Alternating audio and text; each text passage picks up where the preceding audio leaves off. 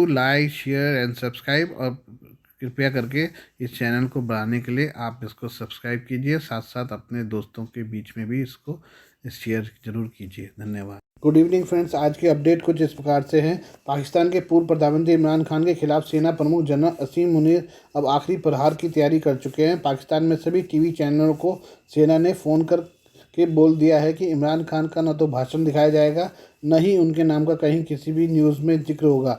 यही नहीं, पाकिस्तानी मीडिया में अब यह भी कहा जा रहा है कि आर्मी चीफ जनरल असीम मुनीर के इशारे पर इमरान खान के खिलाफ सेना में बगावत कराने का मुकदमा दर्ज होने जा रहा है। इमरान खान के खिलाफ अगर आर्मी एक्ट में मुकदमा दर्ज होता है तो लंबे समय के लिए जेल जाएंगे।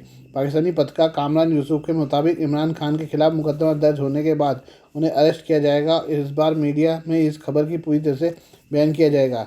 सेना को उम्मीद है कि इमरान खान को मीडिया में ब्लैकआउट करने से जनता को काबू करना आसान होगा।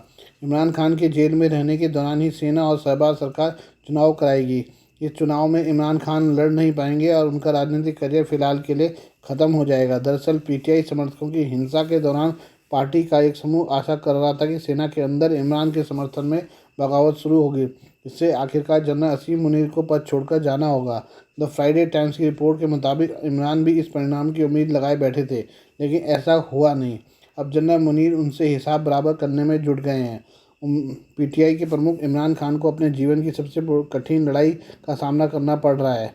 इमरान खान अपने करीबी सहयोगियों द्वारा इस्लामाबाद में उनकी गिरफ्तारी के बाद 9 मई को हुई हिंसा के मद्देनज़र पार्टी छोड़ने की घोषणा के बाद एक गंभीर राजनीतिक अलगाव से निपटने के लिए संघर्ष कर रहे हैं। पीटीआई से अपने प्रस्थान की घोषणा करने वाले नेताओं की सूची में पूर्व रक्षा मंत्री परवेज खटक और नेशनल असेंबली के पूर्व अध्यक्ष असद कैसर भी शामिल हैं। खैबर पख्तूनख्वा के पूर्व मुख्यमंत्री होने के साथ साथ प्रांत में पार्टी के अध्यक्ष रहे खटक ने कहा कि 9 मई को जो कुछ हुआ अच्छा नहीं हुआ। मैंने पहले भी इस घटना की निंदा की है। अल्लाह ऐसी घटना को दोबारा होने से रोके। देश का राजनीतिक माहौल ख़राब है। मैंने पार्टी का पद छोड़ने का फैसला किया है। मैं दोस्तों के साथ विचार विमर्श के बाद आगे की कार्रवाई के बारे में फैसला करूंगा। अभी हाल ही में देश में राजनीतिक संकट का समाधान खोजने के लिए प्रस्तावित बैठक में खट्टक और कैसर को पीटीआई वार्ता टीम के हिस्से के रूप में नामित किया गया था। 9 मई की अराजकता के बाद से पीटीआई के 100 से अधिक नेताओं ने पार्टी छोड़ने की घोषणा की है। हालांकि ये सभी पार्टियां नेताओं द्वारा उनके प्रस्थान के लिए दिए गए बयानों और तर्कों की निरंतरता ने खान के साथ उनकी असहमति के सही कारण पर कई सवाल खड़े किए हैं। पार्टी छोड़ने की घोषणा करने वाले पहले व्यक्ति से लेकर 102वें तक ऐसा लगता है कि सभी एक ही पंक्तियों को एक ही क्रम में ऐसे भावों के साथ पढ़ रहे हैं। पीटीआई के सूचना सचिव रऊफ हसन ने कहा, सभी को पार्टी छोड़ने के लिए मजबूर किया गया है। आइए अब नाटो की बात कर लें। नाटो ने रूस की सीमा के करीब एक महाविनाशक युद्धाभ्यास शुरू किया है। इस युद्धाभ्यास में नाटो के 14 देश भाग ले रहे हैं। आर्कटिक चैलेंज सैन्य अभ्यास 2023 नाम का यह युद्धाभ्यास फिनलैंड में आयोजित किया गया है। फिनलैंड नाटो का नया सदस्य है जिसकी सीमा रूस से मिलती है। इस युद्धाभ्यास में अमेरिका, ब्रिटेन, नॉर्वे, फिनलैंड सहित 14 देशों के 7,500 सैनिक, 1,000 से अधिक गाड़ियाँ और 150 लड़ाकू विमान शामिल हैं। इसे फिनलैंड में आयोजित अब तक की सबसे बड़ा सैन्य अभ्यास माना जा रहा है। इस अभ्यास का आयोजन फिनलैंड के रोवाज़ारवी में किया जा रहा है। यह यूरोप का सबसे बड़ा तोपखाना प्रशिक्षण मैदान भी है। यहाँ से रूसी सीमा की दूरी सिर्फ 2 घंटे की ड्राइव पर है।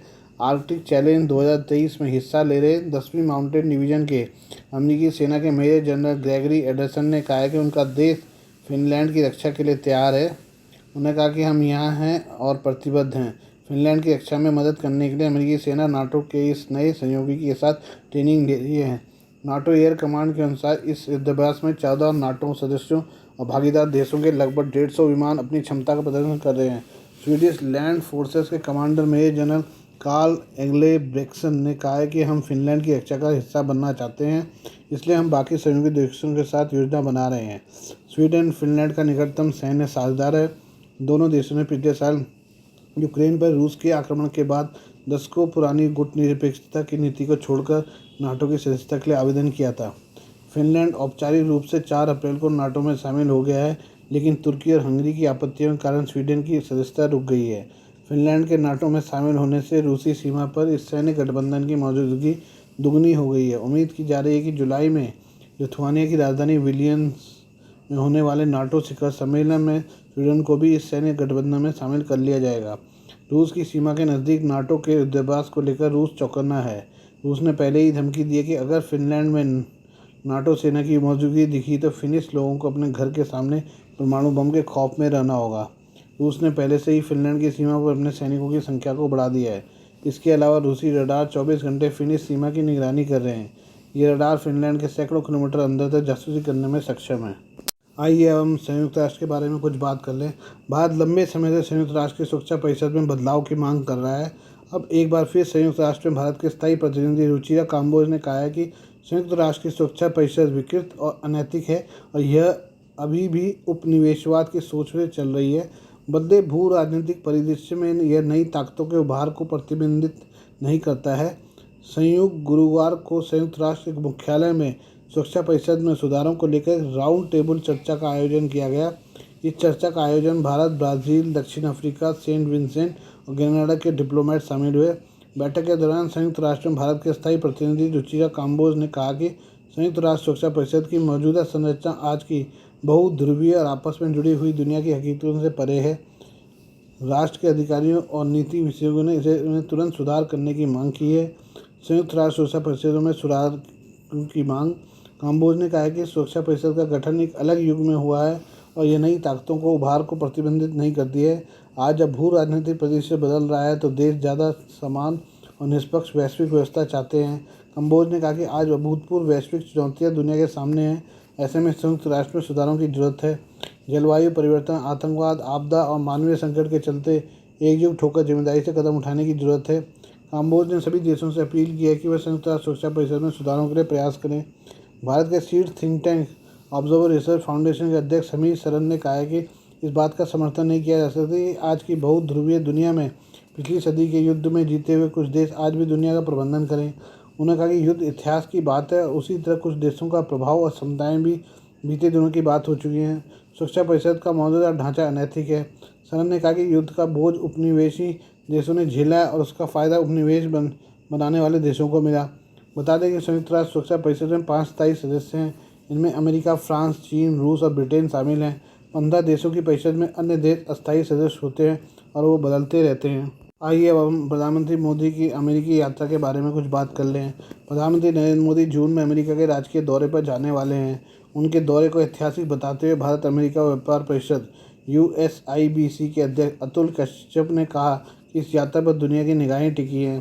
परिषद ने कहा कि भारत और अमेरिका न सिर्फ लोकतंत्र के लिहाज से दुनिया में सबसे अहम स्थान रखते हैं, बल्कि दोनों वैश्विक शक्तियाँ किसी भी संभावित संघर्ष को रोकने में भी सक्षम हैं। वैश्विक मंच पर भारत की बढ़ती भूमिका की चर्चा आज पूरी दुनिया कर रही है। USIBC PM मोदी के दौरे से पहले 12 और 13 जून को इंडियन आइडिया शिखर सम्मेलन का आयोजन भी करने जा रही है। केशप ने कहा है कि इसमें 200 से अधिक बड़ी कंपनियां शामिल होंगी। यह कार्यक्रम दुनिया को दिखाएगा कि किस तरह से अमेरिका और भारत की सरकारें, लोग और कॉरपोरेट संस्थान सकारात्मक ऊर्जा के साथ आगे बढ़ रहे हैं। अमेरिकी मीडिया की खबरों के मुताबिक PM मोदी अमेरिकी राष्ट्रपति जो बाइडेन जनरल इलेक्ट्रिक को भारत में फाइटर जेट इंजन बनाने का परमिट देने के समझौते पर हस्ताक्षर कर सकते हैं। यह सरकार से सरकार का समझौता होगा।